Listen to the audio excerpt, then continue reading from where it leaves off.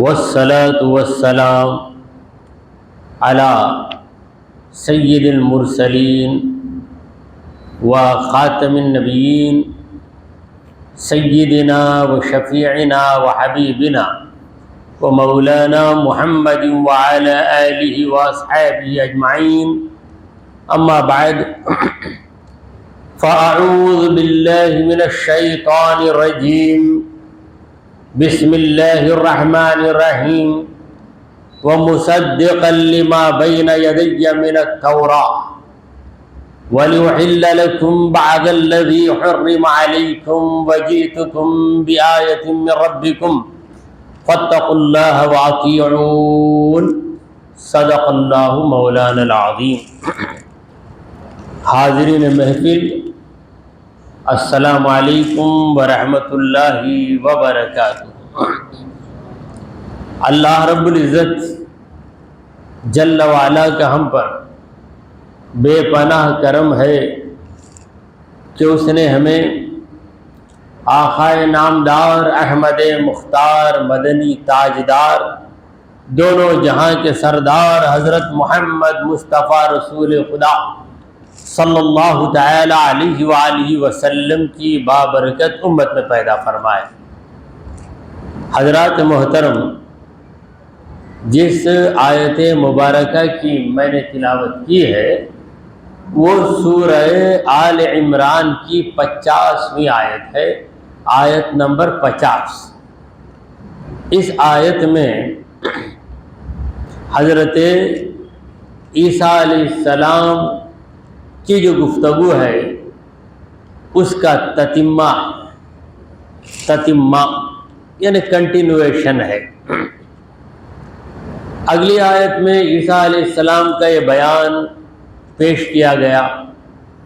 عیسیٰ علیہ السلام نے کہا کہ میں مادرزاد اندھے کو اچھا کر دیتا ہوں، کوڑ کی بیماری والے کو صحیح کر دیتا ہوں، مردوں کو زندہ کرتا ہوں، اللہ کے حکم سے سارے کرشمے دکھاتا ہوں، اور تم کیا کھا رہے ہو گھر میں یہ میں بتاؤں گا، کیا جوڑ کر رکھے ہو گھر میں وہ بھی بتاؤں گا۔ یہ ساری باتیں میرے نبی ہونے کی علامتیں ہیں، کیونکہ یہ کام دوسرا شخص نہیں کر سکتا، پیغمبر وہ کام کر دیتا ہے جو کام ایک جادوگر نہیں کر سکتا۔ جادوگر عجیب و غریب کام کرتا ہے لیکن اس کی بھی ایک حد ہے، اس حد سے وہ آگے نہیں بڑھ سکتا، اور کبھی اس کا جادو فیل بھی ہو جاتا ہے۔ مگر پیغمبر کا معجزہ کبھی غلط نہیں ہوتا، چونکہ پیغمبر کو جو معجزہ ملتا ہے وہ رب کی جانب سے ایک نوازش ہے۔ رب نوازے بھی اور رب بے آبرو بھی کر دے، ایسا ہو نہیں سکتا۔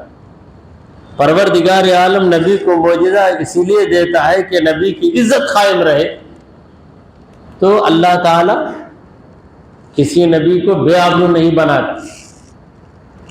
اب انبیاء کرام کا دور ختم ہوا، اولیاء کرام کا دور ہے۔ اولیاء ایسے ایسے کام کر دیتے ہیں جو دنیا کا بڑے سے بڑا جادوگر بھی نہیں کر سکتا۔ اسی لیے جلال الدین رومی رحمۃ اللہ علیہ فرماتے ہیں، اولیاء را ہست قدرت از الہ، تیر جستا باز گردہ ننظرا۔ اولیاء کرام کو اللہ کی جانب سے ایک عجیب طاقت، جسے ہم شکتی کہتے ہیں، ایک عجیب شکتی، عجیب طاقت اولیاء کرام کو حاصل ہوتی ہے اللہ کی جانب سے، اور ایسی طاقت انہیں مل جاتی ہے کہ وہ تیر جو کمان سے نکل گیا کبھی واپس نہیں ہو سکتا، مگر ولی کمان سے نکلے ہوئے تیر کو دوبارہ واپس کر لیتا ہے اللہ کی دی گئی طاقت سے۔ کیونکہ اولیاء کرام انبیاء کرام کے وارث، اب نبوت کا سلسلہ ختم ہو گیا، مگر ولایت کا سلسلہ تا قیامت جاری رہے گا، تا قیامت جاری رہے گا۔ تو عیسیٰ علیہ السلام اپنے معجزات بتاتے ہوئے عرض کرتے ہیں وَمُصَدِّقًا لِمَا بَيْنَ يَدَيَّ مِنَ التَّوْرَاةِ، اے لوگو میں اس کتاب کی تصدیق کرتا ہوں جو مجھ سے پہلے اتاری گئی، اور وہ کتاب کیا ہے؟ تورات، توریت۔ یہ توریت کس پر اتری؟ حضرت موسیٰ علیہ السلام پر۔ تو موسیٰ علیہ السلام پر جو توریت اتاری گئی اس کی میں تصدیق کر رہا ہوں، یعنی اسے میں انڈورس کر رہا ہوں۔ میں یہ کہتا ہوں کہ توریت اللہ کی سچی کتاب ہے۔ جب توریت اللہ کی سچی کتاب ہے تو جس پیغمبر پہ یہ توریت اتاری گئی وہ پیغمبر بھی اللہ کے سچے پیغمبر ہیں۔ میں موسیٰ کی تکذیب نہیں کرتا، موسیٰ کی تصدیق کر رہا ہوں۔ میں موسیٰ علیہ السلام کی نبوت کو ریفیوز نہیں کر رہا ہوں، بلکہ میں ان کی نبوت کا اعلان کر رہا ہوں، ان کی نبوت کا چرچا کرتا ہوں۔ اور پھر سنو وَلِأُحِلَّ لَكُمْ، میں یہ تو توریت کی تصدیق کرتا ہوا آیا ہوں، توریت کے ایک ایک لفظ کو درست بتا رہا ہوں، توریت کی ایک ایک آیت اللہ کی جانب سے اتاری گئی، میں اس بات کو تسلیم کر رہا ہوں پیغمبروں کے درمیان کوئی اختلاف نہیں ہے، کوئی جھگڑا ہی نہیں ہے۔ دنیا داروں میں جھگڑے ہو جاتے ہیں، تیرے سے بہتر میں کہہ رہا ہوں، تیرے سے بہتر میں بیچ رہا ہوں۔ صرف تاجروں میں نہیں، عالموں میں بھی جھگڑا ہو جاتا ہے۔ تیرے پاس کیا علم ہے؟ تیرا باوا علم میرے پاس ہے۔ تو کیا مضمون لکھے گا؟ تیرے سے بہتر مضمون میں لکھوں گا۔ تو کیا بیان کرے گا؟ تجھ سے افضل بیان میں کروں گا۔ جھگڑا کر لیتے۔ مگر جو علماء ربانیین ہیں، یعنی اللہ کے لیے اپنے علم کے ذریعے جو خدمت کرتے ہیں، وہ کسی دوسرے عالم سے جلتے نہیں، بلکہ دوسرے عالم کی وہ قدر کرتے ہیں۔ یہ صحیح عالم کی نشانی ہے۔ تو عیسیٰ علیہ السلام نے موسیٰ علیہ السلام کو جھٹلایا نہیں، بلکہ موسیٰ علیہ السلام کی نبوت کو تسلیم کیا اور کہا کہ میں ان کی نبوت کو تسلیم کرتے ہوئے تمہارے سامنے حاضر ہوں، اور ان پر اتاری گئی کتاب کو تسلیم کرتے ہوئے میں حاضر ہوں، اور پھر میں حلال کروں گا بعض چیزوں کو۔ وَلِيُحِلَّ لَكُمْ بَعْضَ الَّذِي حُرِّمَ عَلَيْكُمْ، بعض چیزیں جو تم پر حرام کر دی گئیں ان چیزوں کو میں حلال کرنے کے لیے آیا۔ قوم بنی اسرائیل کی شرارتوں کی وجہ سے اللہ تبارک و تعالی نے بہت سی چیزوں کو ان پہ حرام کر دیا۔ مثلا جانور کا گوشت حلال ہے تو بعض حصے حرام کر دیے گئے۔ عیسیٰ علیہ السلام کہہ رہے ہیں کہ میں تمہارے لیے رحمت بن کے آیا ہوں، بہت سی چیزیں جو تم پر حرام کر دی گئی تھیں ان چیزوں کو میں حلال بنانے کے لیے آیا ہوں۔ اب سے وہ چیزیں تمہارے لیے حلال ہو جائیں گی جو پہلے حرام تھیں۔ مگر وہ چیزیں جو بنی اسرائیل پہ حرام کی گئیں اس کی وجہ بنی اسرائیل کی شرارتیں ہیں۔ بعض اوقات انسان زیادہ پوچھتا ہے تو پوچھ تاچھ کر کے پھنس جاتا ہے۔ زیادہ پوچھنے کی ضرورت نہیں ہے، دنیا میں بھی اور دین میں بھی۔ آپ سفر کر کے آئے امیگریشن میں، وہاں آپ پوچھ رہے ہیں میری پاسپورٹ سے برابری نہ ہے، آفیسر سے آپ پوچھ رہے ہیں، ضرورت نہیں پوچھنے کی، برابری نہ ہے تو پھنس جائیں گے۔ ارے پوچھتا ہے تو کیا ہے، پھر پورے طور سے چیک کر کے تمہارا نام کیا، تمہارے باپ کا نام کیا، تمہاری ماں کا نام کیا۔ اب ماں کے 2 نام رہتے، پاسپورٹ میں ایک نام گھر میں بلانے کا، دوسرا نام گھر کا نام بن جائے تو پھنس گیا، اس کی پاسپورٹ رکھ لیتا. کیوں بھائی پھنسا؟ پوچھ کر پھنسا، ضرورت کیا تھی؟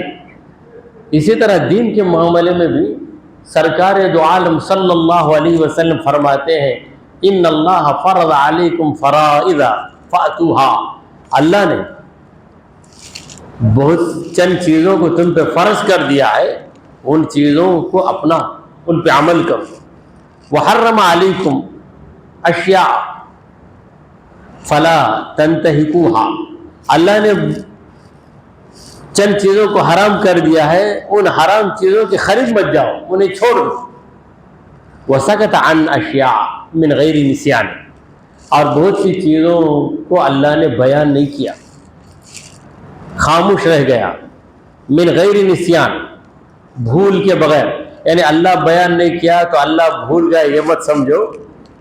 اللہ تعالیٰ کو ساری چیزوں کا پتہ ہے، مگر اس نے بعض چیزوں کا ذکر ہی نہیں کیا. فلا تبحثوا عنہا، اس کے بارے میں کھرے دینا چھوڑ دو. کر سکتے کیا ویسا کر سکتے کیا؟ بعض لوگوں کے پاس سوالات کا خزانہ رہے، اتنے سوالات کریں گے، اتنے سوالات کریں گے کہ جواب دیتے دیتے آخر عالم میں کہے گا کہ بھائی مجھے وقت ہو رہا ہے، مجھے چھوڑ دو. تو حضور پرنور سید عالم صلی اللہ علیہ وسلم نے ایک مرتبہ حج کے بارے میں بیان کیا تو ایک صحابی کھڑے ہو کر کہنے لگے اکل عام یا رسول اللہ، یا رسول اللہ حج کیا ہر سال فرض ہوتا ہے؟ تو حضور پرنور سید عالم صلی اللہ علیہ وسلم نے فرمایا کہ لو قلت نعم لوجبت، اگر میں ہاں کہہ دوں گا تو حج ہر سال تم پر واجب ہو جائے گا اور تم ادا نہیں کر سکو گے، گنہگار بن جاؤ گے. اذا امرتکم بشیء فاتوها، اذا امرتکم بشیء فاعملوا به، جب میں تمہیں حکم دیتا ہوں تو عمل کرو. واذا نہیتکم عن شیء فاترکوه، جب میں کسی چیز سے روکوں تو اس سے رک جاؤ، اور جس چیز کی ضرورت ہی نہیں اس کے بارے میں سوالات مت کرو. انما ہلک من قبلکم بکثرت سؤالہم علی انبیائہم، تم سے پہلے جو لوگ برباد ہوئے اس کی وجہ یہ تھی کہ وہ اپنے نبیوں سے زیادہ سوالات کرتے ہیں. زیادہ سوالات کرنے کی وجہ سے کیا ہو جاتا تھا؟ زیادہ مصیبتیں آ جاتی تھیں. سوالات کیے بغیر تم عمل کرتے جاؤ تو جو بھی تم عمل کرو گے وہ درست رہے گا. ایک شخص پوچھتا کیسی قمیص پہن سکتے ہم؟ سفید قمیص پہن سکتے کیا؟ پہن سکتے ہیں. ڈارک سفید پہن سکتے کیا؟ پہن سکتے ہیں. لائٹ سفید پہن سکتے کیا؟ پہن سکتے. پھر اسے مسلمان ٹیلر ہی سینا کی نہیں، غیر مسلم سیا بھی تو پہن سکتے. تو یہ سوالات سنتے سنتے وہ ختم ہی نہیں ہوتا سوالات کا سلسلہ. تو سب کو ایک ہی جواب دیتے نا، تم پہن سکتے، ذرا الگ الگ جواب دو نا. یہ بھی خواہش رہتی بعض لوگ. تو زیادہ سوالات کرنے کی وجہ سے بنی اسرائیل پھنس گئے اور بہت سی چیزیں ان پہ حرام کر دی گئی. تو حضرت عیسیٰ علیہ السلام کہتے ہیں کہ میں ان چیزوں کو تم پر حلال کرنے کے لیے آیا ہوں، یعنی اللہ تعالیٰ کے حکم سے ان چیزوں کے حلال ہونے کا بیان میں پیش کروں گا. الذی حرم علیکم، جو تم پر حرام کر دی گئی. وجیتکم بآیۃ من ربکم، میں تمہارے رب کی طرف سے ایک نشانی لے کے آیا ہوں، دلیل لے کر آیا ہوں. وہ دلیل کیا ہے؟ عیسیٰ علیہ السلام کی عاقلانہ تقریر. عاقلانہ تقریر جسے ہم کہتے ہیں لاجیکل اسپیچ، عاقلانہ تقریر، یہی کافی ہے. پھر تم عجیب و غریب چیزیں طلب کرتے ہو، وہ بھی میں دکھا رہا ہوں. مردے کو زندہ کرنا بڑے سے بڑا ڈاکٹر بھی نہیں کر سکتا. بڑے سے بڑا ڈاکٹر بھی مردے کو زندہ کر نہیں سکتا، مگر عیسیٰ علیہ السلام اللہ کے حکم سے جس مردے کو چاہے زندہ کرنا کر دیتے. تو ایسے ایسے کرشمے میں میرے رب کی طرف سے لے کر آیا ہوں. فاتقوا اللہ، اللہ سے ڈر، وَأَطِيعُونْ، اور میری بات مانو. تقویٰ ہو اللہ کا، اطاعت ہو میری اطاعت کے بغیر خدا کا تقویٰ تمہیں نہیں مل سکتا. پیغمبر کی اطاعت کے بغیر کوئی اللہ تبارک و تعالیٰ کو راضی نہیں کر سکتا. اگر کسی کو ضد ہوگی، اے پروردگار میں تجھے راضی کروں گا، تجھے خوش کروں گا، مگر مجھے اتنی چھوٹ دے دے کہ میں تیرے پیغمبر کی اطاعت کے بغیر ہی تجھے راضی کر لوں، ہرگز نہیں ہو. ابلیس کا بھی کیا ہے معاملہ، اے رب تجھے سجدہ کرنے میں تیار، تیری عبادت کرنے تیار ہو، مگر آدم کو سجدہ نہیں کرو. کیونکہ آدم علیہ السلام مٹی سے بنائے گئے. کیا سمجھا رہا ہے؟ رب کو سمجھا رہا ہے. اسجدو لمن خلقت طینا، کیا میں سجدہ کروں اسے جسے تو نے چکنی مٹی سے بنایا ہے، تین سے بنایا. تو ایسے ہی بہت سے لوگ ہیں جو اللہ کے قانون میں گفتگو کرتے ہیں. کیوں مرد کو ہی طلاق دینے کا اختیار ہے، عورت کو کیوں نہیں؟ مرد کیوں ایک سے 4 بیویاں رکھ سکتا، عورت کیوں 4 شوہر نہیں رکھ سکتی؟ کیوں عورت مرد کی تابع داری کرے، مرد عورت کی تابع داری کیوں نہیں کرتا؟ کیوں مرد یوں ہی نکلتا، عورت کیوں حجاب میں رہے؟ مرد نمازیں ادا کرنے کے لیے مسجد کو جاتا ہے، عورت کیوں نہ جائے؟ یعنی ابلیس جس طرح سوال کیا تھا اس طریقے سے شریعت پہ سوالات اٹھائے جائیں.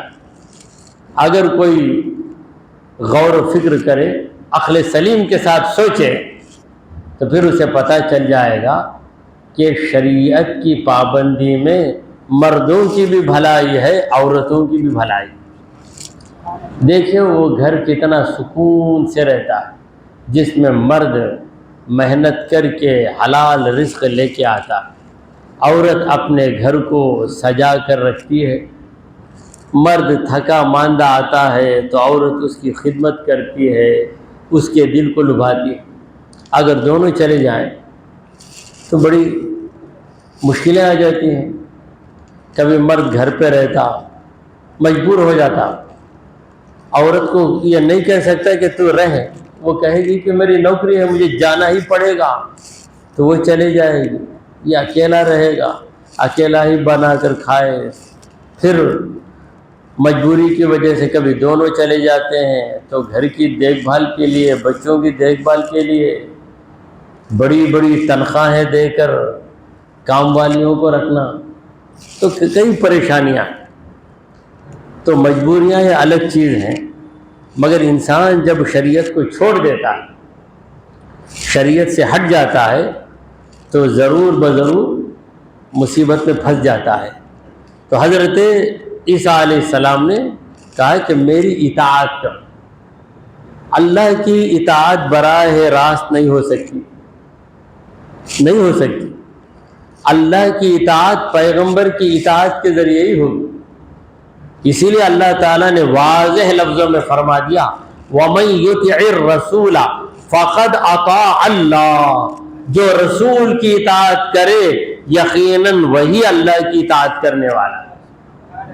دیکھیے حضور کی اطاعت ہم کرتے ہیں کیسے.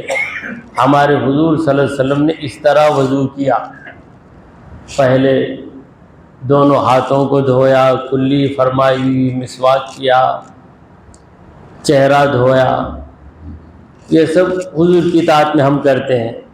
اگر حضور کی اطاعت کے بغیر کریں تو اللہ کا حکم مانیں گے، مگر اللہ تبارک و تعالیٰ کی پیروی نہیں کر سکتے، کیونکہ وہ خالق ہے. خالق کا کام تم مخلوق کیسے کرو گے؟ تو تمہاری رہبری کے لیے خدا نے ایک مخلوق کو تمہارا رہبر بنایا. وہ مخلوق خدا کے پیغمبر ہیں. خدا کے جتنے پیغمبر ہیں ان تمام کو ہم اللہ کی مخلوق ہی مانتے ہیں. اللہ کے سوا کسی کو خالق مانتے ہی نہیں. یہی ہمارا نظریہ، توحید کا یہی نظریہ ہے. توحید کا نظریہ، اللہ کے سوا کوئی خالق نہیں، اللہ کے سوا جو بھی ہے وہ مخلوق ہے. تو مخلوق کا نمونہ مخلوق ہی بن سکتی ہے.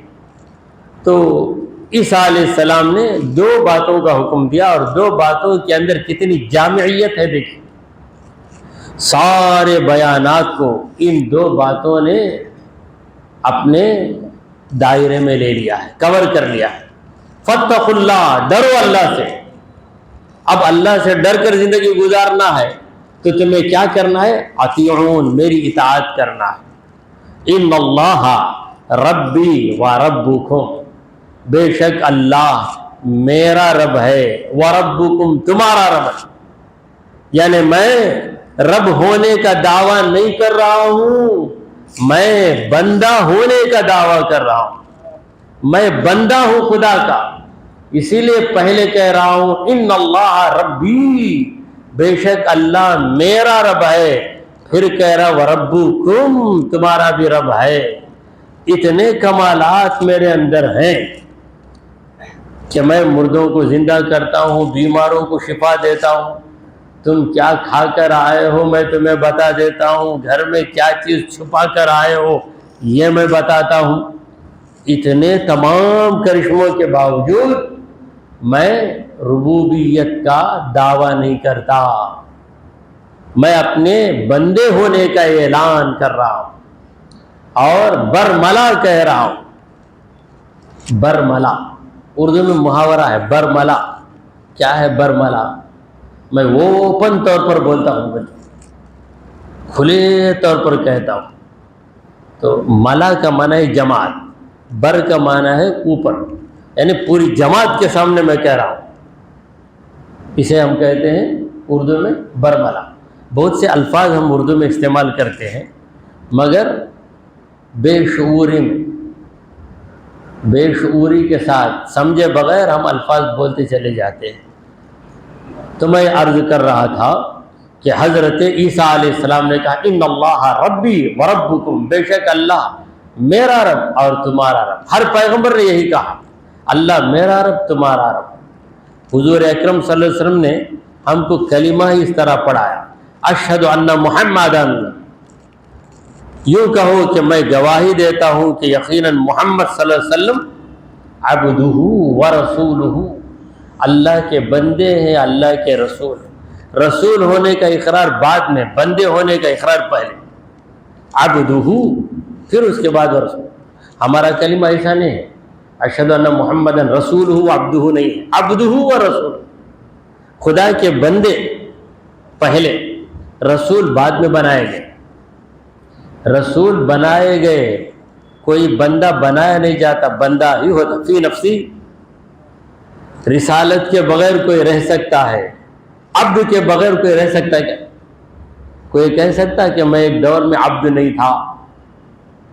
کہہ نہیں سکتا.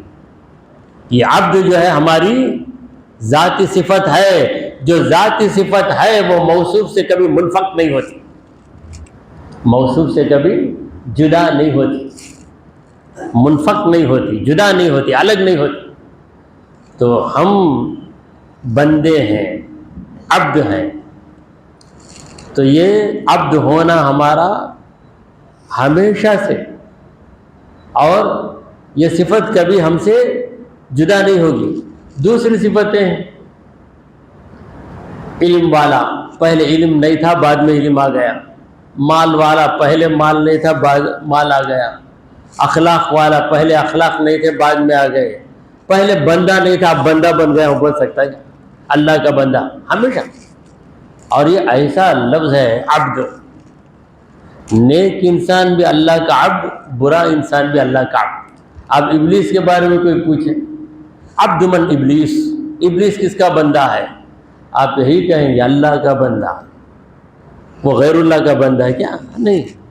ابلیس بھی اللہ کا بندہ، فرعون بھی اللہ کا بندہ، قارون بھی اللہ کا بندہ، ابو جہل بھی اللہ کا بندہ. ان اللہ ربی وربکم، بے شک اللہ میرا رب اور تمہارا رب. فاعبدوہ، بس اسی کی عبادت کرو۔ میں یہ نہیں کہتا کہ میری عبادت کرو، میں یہی کہہ رہا ہوں کہ رب کی عبادت کرو۔ اولیاء کرام سے کرامتیں صادر ہوئی لوگوں کو منوانے کے لیے کہ لوگ مان کر آئیں گے تب ہم کہیں گے کہ ہم نے کرشمے بتائے لیکن ہم تمہارے خدا نہیں ہیں، تمہارا خدا اللہ ہے۔ اللہ کی عبادت کرو۔ خواجہ غریب نواز علیہ الرحمہ آگ میں گھس کر نکلے، جلے بغیر، اپنی بڑائی جتانے کے لیے نہیں۔ نکلنے کے بعد آتش پرستوں سے کہا کہ دیکھو اللہ میرا رب ہے، اللہ تمہارا رب ہے، تم آگ میں جاؤ تو آگ تم کو جلائے، میں آگ میں جاؤں تو آگ مجھے جلائے۔ تم عبادت کرتے ہو آگ کی، آگ تمہیں جلائے گی، تم ڈر رہے ہو، میں عبادت نہیں کرتا آگ کی، ڈرے بغیر آگ میں جاتا ہوں تو آگ مجھے جلاتی نہیں جلاتی ہے۔ تو اس رب کی میں عبادت کرتا ہوں جو ساری کائنات کا خالق ہے، تم بھی اس کی عبادت کرو، تم بھی اس کی عبادت کرو۔ تو رب کی عبادت کی طرف دعوت دینے کے لیے نبیوں سے معجزے ظاہر ہوئے اور ولیوں سے کرامتیں ظاہر ہوئیں۔ ان اللہ ربی وربکم فاعبدوہ، یقیناً اللہ میرا رب ہے تمہارا رب ہے، سو تم اسی کی عبادت کرو۔ ھذا صراط مستقیم، یہ سیدھا راستہ ہے۔ اللہ کی عبادت سے ہٹ گیا تو سیدھے راستے سے ہٹ گیا۔ اللہ کی عبادت یہ 24 گھنٹے جاری و ساری ہے۔ کوئی پوچھ سکتا ہے نماز پڑھتا ہوں تو عبادت میں، نماز سے باہر ہو گیا۔ یہ جو نماز روزہ یہ عبادت کی شکلیں ہیں، اصل عبادت آپ کے دل میں یہ یقین ہے کہ اللہ ہی میرا معبود ہے، یہ عقیدہ ہی عبادت ہے۔ یہ عقیدہ کب آپ کے دل سے نکلتا؟ کبھی نکلے گا؟ ہرگز نہیں نکلے گا۔ اگر نکلے گا تو اسی لمحہ آپ بے ایمان ہو جائیں گے، کافر بن جائیں گے، دائرہ اسلام سے خارج ہو جائیں گے۔ اللہ میرا معبود ہے، یہ عقیدہ یہ بھی عبادت ہے، اور یہ عقیدہ رکھ کر تم نماز پڑھو تو تمہاری نماز عبادت، یہ عقیدہ رکھ کر تم روزہ رکھو تو تمہارا روزہ عبادت، یہ عقیدہ رکھ کر تم حج کرو تو تمہارا حج عبادت۔ اگر اس عقیدے کے بغیر تم نماز پڑھو تو تمہاری نماز عبادت نہیں۔ اس عقیدے کے بغیر تم روزہ رکھو، جیسا کہ مشرک لوگ برت رکھتے ہیں، کیا ان کا روزہ عبادت ہے؟ وہ بھی کھائے پیے بغیر رہتے ہیں، ان کا روزہ عبادت نہیں، کیونکہ وہ اللہ کو معبود مانے بغیر روزہ رکھتے ہیں۔ سرکار دو عالم صلی اللہ علیہ وسلم سے پہلے جاہلیت کے دور میں مشرکین بھی حج کرتے تھے، طواف کعبہ کرتے تھے۔ کیا ان کا طواف عبادت ہے؟ ہرگز نہیں، کیونکہ وہ اللہ کو معبود واحد نہیں مانتے تھے۔ ان کا عقیدہ تھا کہ اللہ معبود ہے تو اللہ کے سوا دوسرے بھی کئی معبود ہیں، اللہ کے سوا دوسرے کو بھی عبادت کے لائق مانو تو تم مشرک بن جاؤ گے، مشرک بن کر عبادت کرو تو وہ عبادت ہی نہیں۔ تو اصل عبادت ہمارا عقیدہ، وما خلقت الجن والانس الا لیعبدون، میں نے جنات اور انسان کو اسی لیے پیدا کیا کہ وہ میری عبادت کریں، مجھے معبود مان لیں، مجھے معبود تسلیم کریں۔ تو معبود تسلیم کرنا، یہ ایک شخص ہے نماز پڑھ رہا ہے، دوسرا شخص ہے جو لیٹا ہوا ہے۔ یہ نماز پڑھنے والے کو بلا کر تم نے پوچھا، بول تیرا معبود کون ہے؟ معلوم نہیں میرا معبود کون ہے، بس جس طرح جو لیٹ رہا ہے، لیٹا ہو سے پوچھے میرا معبود اللہ ہے، تو اس میں یہ جنت کو جائے گا، وہ جنت کو جائے گا، جنت کو یہی جائے گا، کیونکہ اس کا عقیدہ ہے کہ اللہ معبود ہے۔ وہ نماز تو پڑھ رہا ہے مگر اس کا عقیدہ نہیں، وہ پریشان ہے. اللہ معبود ایسا ہے کہ میں سنا بس سنگا نہیں سب پوچھا بیکار ہو گیا کام سے. ھذا صراط مستقیم، یہ سیدھا راستہ ہے. اللہ تبارک و تعالیٰ کو معبود حقیقی، معبود واحد تسلیم کرو. توحید جو کہتے ہیں، آج توحید کا لفظ آتے ہی ہماری نگاہوں میں ایک عجیب منظر آ جاتا ہے. چند لوگ ذہن میں آ جاتے ہیں، توحید والے، توحید والی پارٹی. وہ پارٹی توحید والی ہے تو ہم کون سی پارٹی؟ توحید تو ہماری دولت ہے، توحید کی امانت سینوں میں ہے ہمارے. یہ اس وقت کہا گیا جبکہ توحید جماعت ہی نہیں نکلی تھی. توحید کی امانت سینوں میں ہے ہمارے، آسان نہیں مٹانا نام و نشاں ہمارا. تب میں عرض کرنا چاہوں کہ توحید کسے کہتے ہیں. دیکھیں توحید کا جو لفظ ہے عربی باب تفعیل پر ہے. تفعیل، توحید، تفعیل، توحید. اور یہ لفظ توحید واحد سے بنا. واحد ایک، توحید کا معنی ایک ماننا. کسے ایک ماننا؟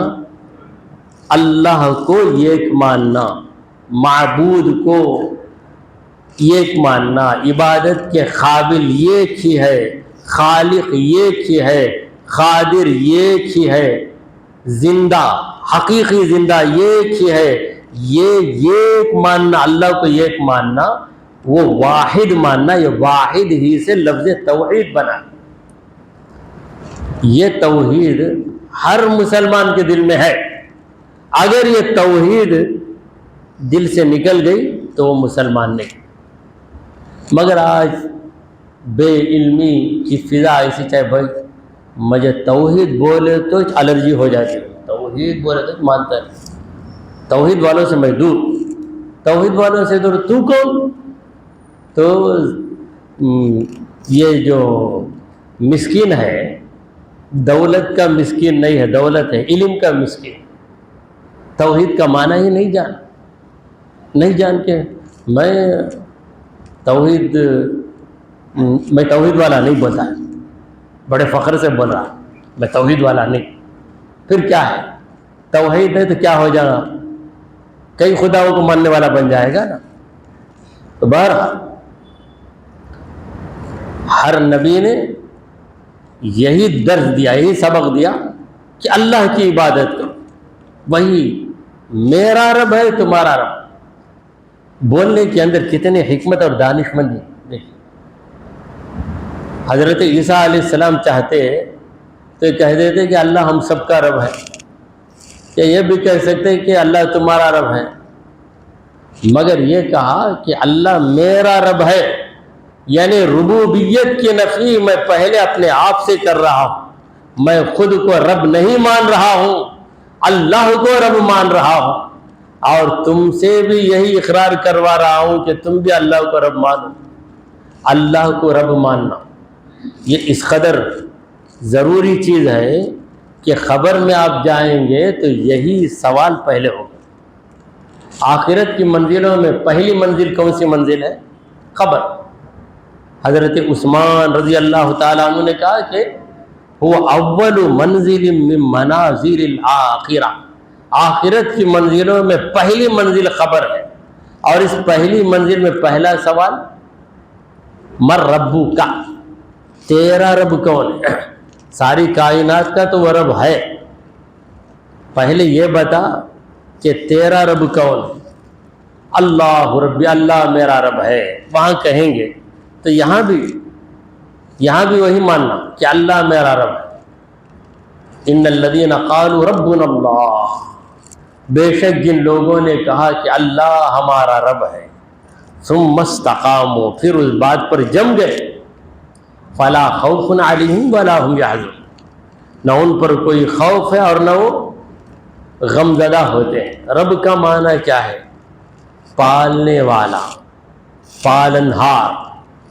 تو رب کو پالنے والا مان لیا، پھر پلنے کی فکر کر رہا ہے، تو کیا مانا، کیا خاک مانا؟ کیسے ہوگا میرا فیوچر، کیسے ہوگا میرے بچے کیسا جئیں گے، میں رہے تک دیکھ لے تو بات نہ، میرے بعد کیا ہوگا کہ تمہارا کیا، تم مر جائیں گے۔ حقیقت میں پالنے والا وہ تو مرنے والا نہیں ہے، وہ تو حی لا یموت، اس کی شان۔ بے خبری میں ہم کیا کیا کہتے تھے بچوں سے، میں رہے تک تجھے پال، میرے بعد تیرا کیسا چھوڑا، کیا کیسا ہو جائے گا، رہ کر بھی تم کیا پال رہے۔ اگر اللہ تم کو پالنے کی طاقت نہ دے تو تم خود ہی مجبور ہو کے گر جاؤ گے، پڑ جاؤ گے۔ اللہ تمہیں بھی پال رہا ہے، بچوں کو بھی پال۔ اللہ فرماتا ہے فَلَا تَقْتُلُوا أَوْلَادَكُمْ مِنْ خَشْيَةِ إِمْلَاقٍ، غریب ہو جانے کے ڈر سے اپنے بچوں کو قتل مت کرو۔ نحن نرزقهم، ہم انہیں رزق دیتے ہیں، وَإِيَّاكُمْ، تم کو بھی رزق دیتے ہیں، انہیں رزق دیتے ہیں پہلے۔ نحن نرزقهم، ایسا نہیں نرزقکم وَإِيَّاهُمْ، ایسا نہیں نرزقکم، بچوں کو رزق دیتے ہیں، ان کی بدولت وَإِيَّاكُمْ، تم کو بھی رزق دے دیتے ہیں، کیونکہ بچوں کو رزق پہنچے اور تمہیں رزق ملے بغیر نہیں ہو سکتا۔ بچوں کو رزق ملنا ہے تو تمہارے ذریعے ہی ملنا ہے، یعنی ان کے طفیل میں تمہیں بھی مل رہا ہے۔ دعا کیجئے کہ پروردگارا، ہم نے جو کچھ کہا اور سنا اسے قبول فرما لے۔ اے اللہ ہمارے گناہوں کو معاف فرما، ہماری خطاؤں کو درگزر کر دے۔ اے رب العالمین ہم پر تیری رحمت نازل فرما۔ اے اللہ ہمیں سیدھے راستے پر چلا، تیرے انبیاء تیرے اولیاء کے راستے پر چلا۔ اے رب ذوالجلال ہمارا خاتمہ ایمان کی حالت پہ فرما۔ وصلی اللہ تعالی علی خیر خلقہ سیدنا وحبیبنا ومولانا محمد وعلی آلہ واصحابہ اجمعین۔